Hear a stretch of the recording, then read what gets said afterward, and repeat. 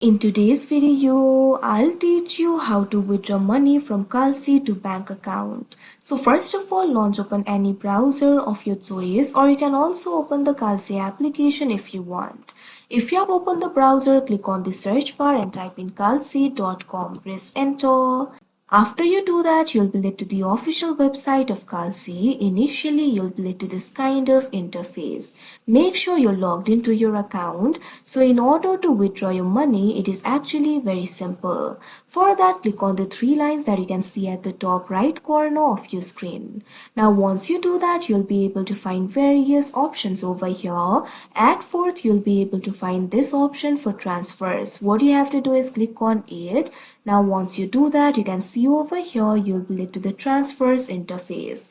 Now, over here, you'll be able to see the amount of portfolio and cash that you have. So, if you want to withdraw the money, you'll be able to find the option for withdraw from Kalshi.